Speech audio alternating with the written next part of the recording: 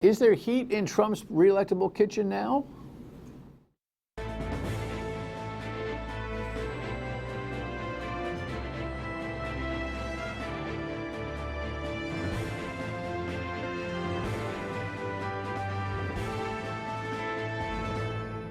The Dan York State of Mind program is brought to you in part by Lookout Rhode Island and Takeo Comfort Solutions.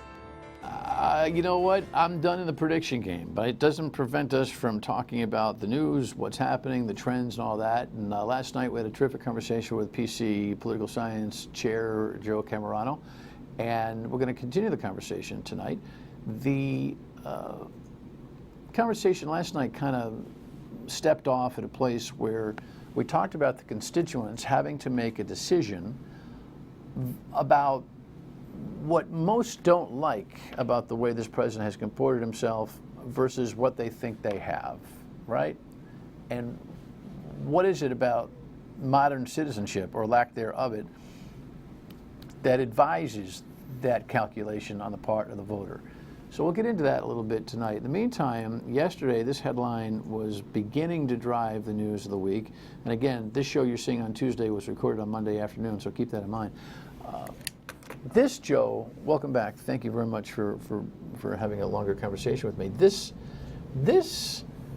thing has been sitting on the to-do list for the Democrats now, and they're on a 6-week break, return, and I bet you they almost look at it as a royal pain in the neck that they have, that they started themselves and they have to deal with. Well, I think it is. Impeachments in the first term are very rare. I think Andrew Johnson was the only one who had to deal with that. Usually it's the second term, in part because the president goes up for re-election after 4 years, and it takes him 2 years to do anything to be impeached. And as a result, the election gets longer and longer and longer, and so we're already in the middle of it, and it's not really a great time to start looking into the constitutional role of impeachment. So yeah, I'm sure it is a headache for most members of the House. What are they going to do?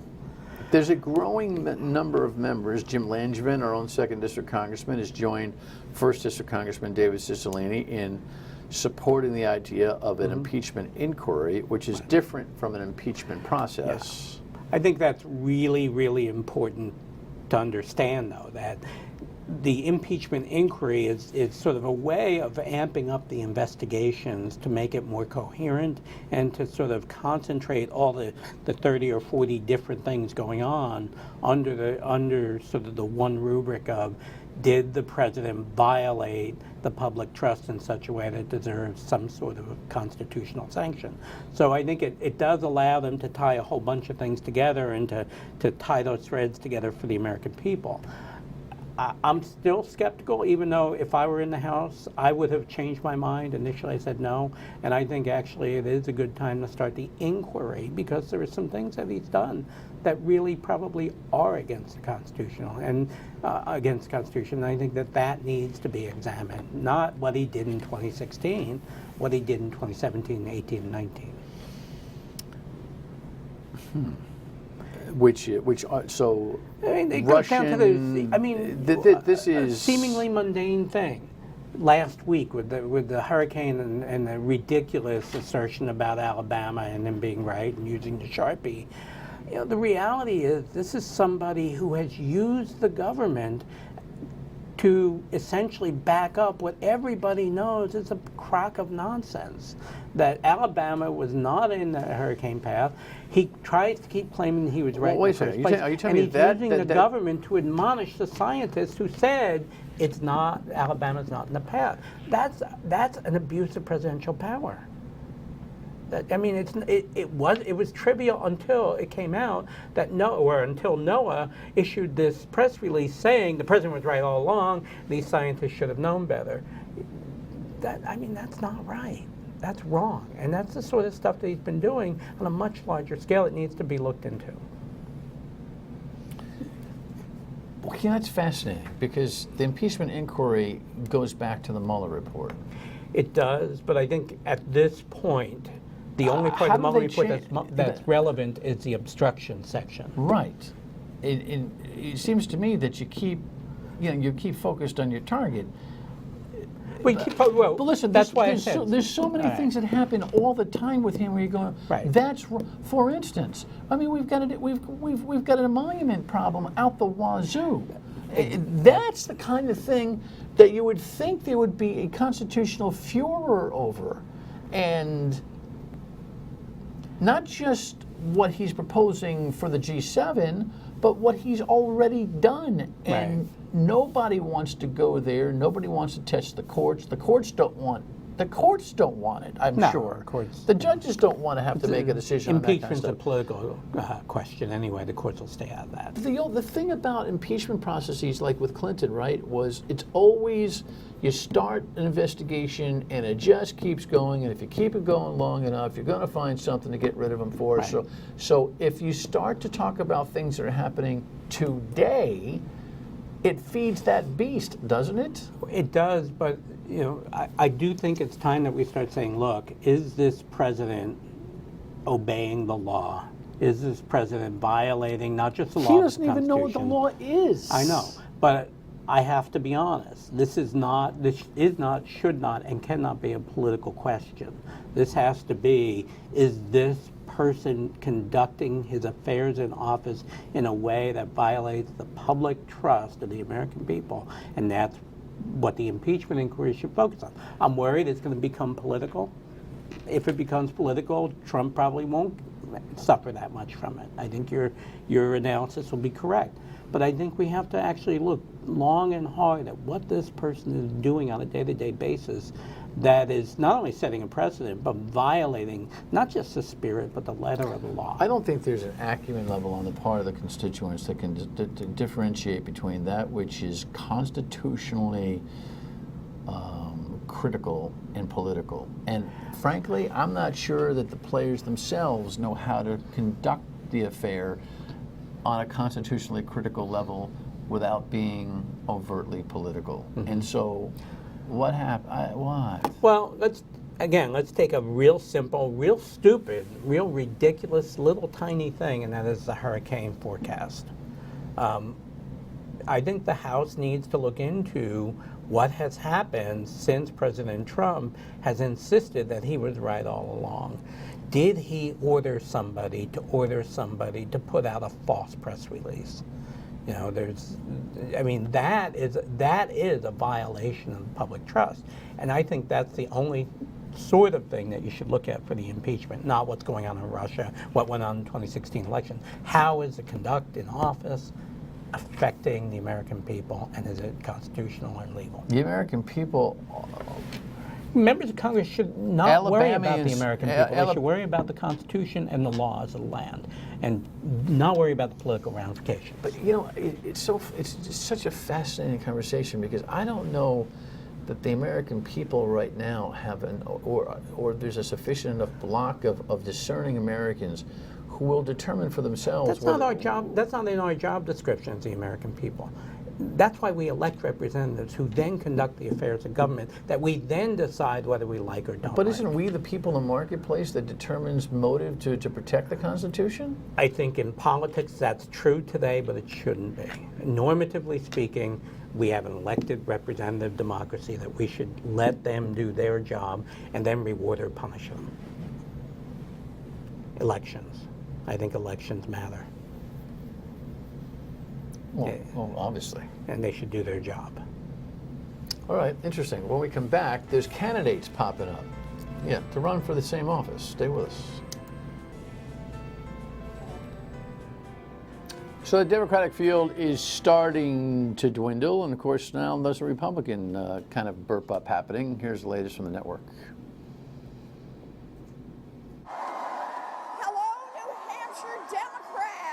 Senator Elizabeth Warren earned an enthusiastic response at the New Hampshire Democratic Convention, where 19 presidential candidates spoke over the weekend. The new CBS News Battleground Tracker poll shows Warren edging out Joe Biden in the Granite State by 1 point. Biden maintains his lead in Iowa and is blowing away the field in South Carolina, where he has strong support with African Americans. But in Nevada, Senator Bernie Sanders is now in front of Biden and Warren with 29% support. We got a revolution to make. You ready to do it? The poll also finds that Warren is picking up the most support from voters changing their minds. For example, 29% of voters who previously supported California Senator Kamala Harris have switched to supporting Warren. It was a rough weekend for Harris, who had to apologize after a man attending one of her town halls called President Trump's actions mentally retarded. And she responded with, "Well said." Well said. Harris later told CBSN's Caitlin Huey Burns she didn't hear the man's full comments. It was not something that I really heard or processed or, or in any way condone. That's for sure. Meanwhile, former South Carolina Governor and Congressman Mark Sanford announced he is going to challenge President Trump for the Republican nomination. This is the beginning of a long walk, but it begins with that first step, and that's what I'm announcing here today. They never hear it, by the way. Well, I'd give her the benefit of the doubt on that, but rookies tend to make mistakes. Yeah, well, in the heat of a rally and the excitement of a rally, but there are a couple of references in the modern vernacular out there right now that most people in the public eye, myself included, go, ooh. That's one of them. Ouch. Yes. Right? Understood. Let's go backwards first. Sure. On the Republicans. Sanford is in. A day prior, South Carolina cancels their Republican primary. So that party said, we're not even going to contest the president.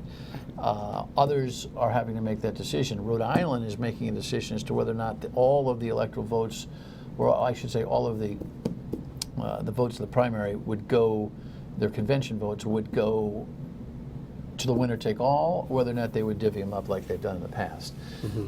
Bill Weld, Joe Walsh, who is a guy that it was as Trumpian as Trump could be, supporting Trump, now sees all the foibles of Trump, which is fascinating.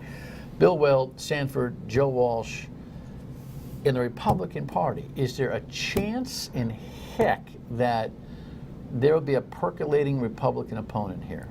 The answer is not one of these three, but yeah, there is an outside chance. If you look at each of those three, they each represent a different wing of the Republican Party, and each of those wings is unhappy with the president. The right of President Trump is Walsh.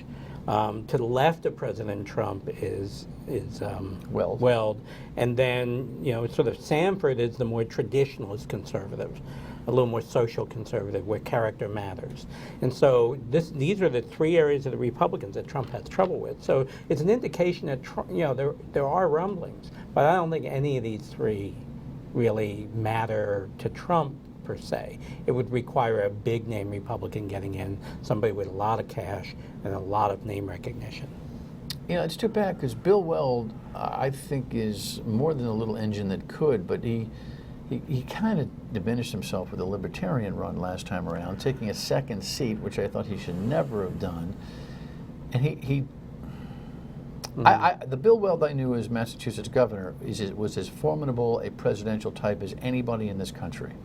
Yeah, I think he just has a focus issue. That Weld is good, but he seems to get distracted, and he seems to make bad decisions from time to time. He goes away. It's like George Pataki did.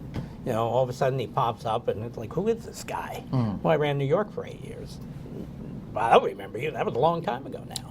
Right. So I think Weld has that problem as well, and that you're right, he goes away, he disappears, he tries new things, he comes back, and he thinks everything's exactly the same way as when he left it. And so I think he's a flawed candidate. Do you have somebody in mind?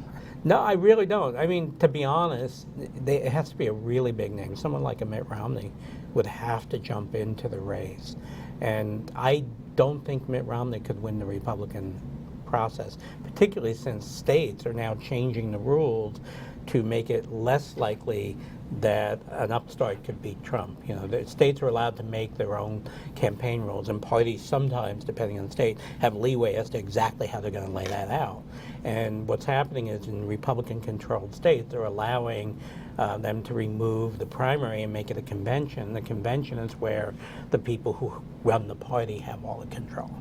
And so it's getting less possible for an insurgent Republican because states are able to do that, and they are beginning to do that, in part because that's the modus operandi. Trump wants to win, he hates to lose. Best way to win is to make sure there's no contest. It's not. That's not pure Trumpian. I mean, any incumbent. No, would it's, want, any it's, incumbent it's would shrewd want to do that. politics. You know, it's not Trump. Yeah. It's good politics. So on the other side, well, we'll talk about that next.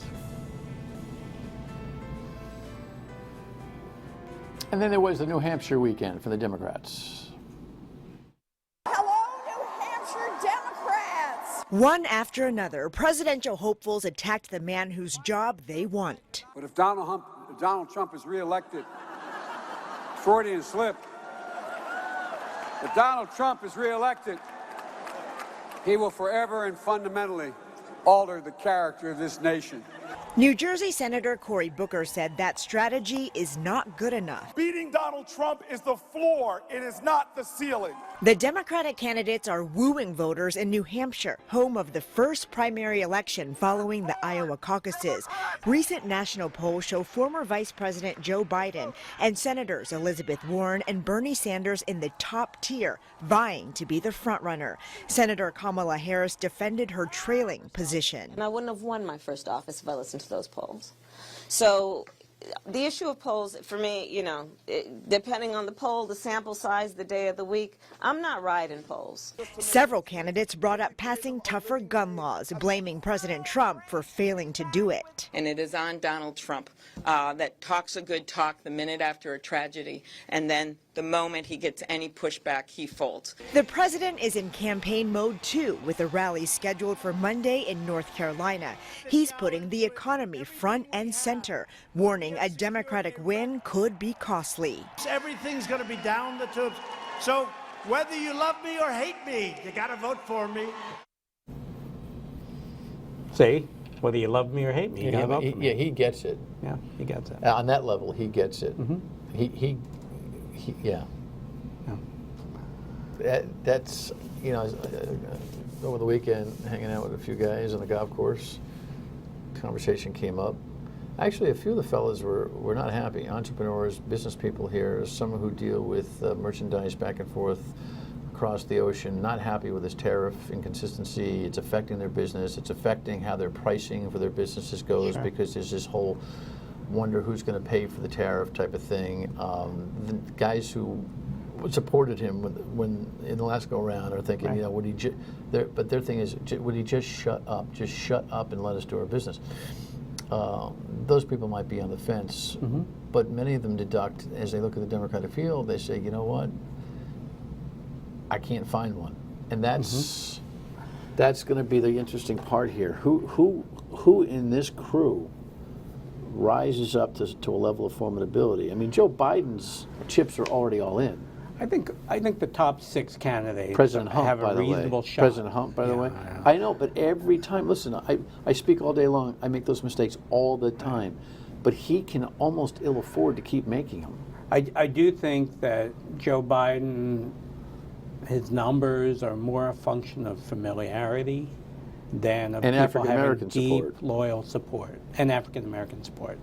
But you know, I think any of the top 6 candidates have a shot at beating President Trump, and they all have essentially the same shot. That doesn't mean they'll win. That doesn't mean they'll lose. But I don't think it really matters who gets chosen. I think what matters is whether the person they choose has the ability to communicate a coherent narrative of why they should get into office over President Trump. It's going to be a referendum on Trump. We all know that. There's no way that's going to change.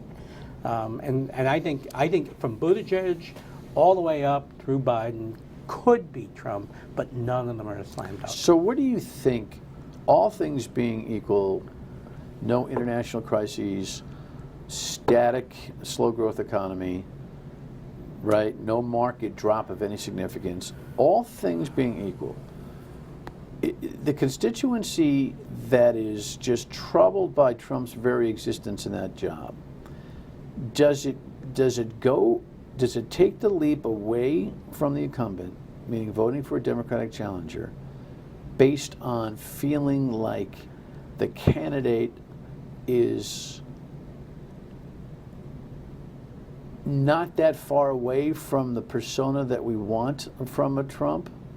Or the crystal, so my point is Biden's familiarity and comfort a go-to trait, or is Elizabeth Warren, Kamala Harris, Pete Buttigieg? I don't think Bernie's going to make it, by the way. Do you think Bernie's going to make it? You know, I'm not making any predictions, not just because of my promise, but also because I just don't know. Bernie has amazing support among young people. I know, this is weird. And it's really odd. It's like my crazy grandfather. It was a running long-winded for question on my part. Sorry, I didn't mean to call him no, crazy. Yeah, well. Yeah. He's not crazy. Dramatic difference is a plus for the opposition candidate, or Biden looking the part? You know what I'm saying? I don't think it's looking the part. I think, can you make a reasonable argument that you're the grown-up, you're the stable one for your golf buddies, who is going to make a decision, even if it means I'm going to raise taxes on people who own companies. You'll know exactly what I'm going to do, and you can trust that I'm going to do what I say I'm going to do. The liberal progressive persona, so not what America wanted 4 years ago. Well, they didn't want Hillary Clinton 4 years ago. I wouldn't say it was a repudiation of any kind of ideological coherence. Most Americans don't think ideologically. Well, if that's the case, I think Elizabeth Warren can win it. I think, as I said, all 6 of the top candidates have a shot at winning.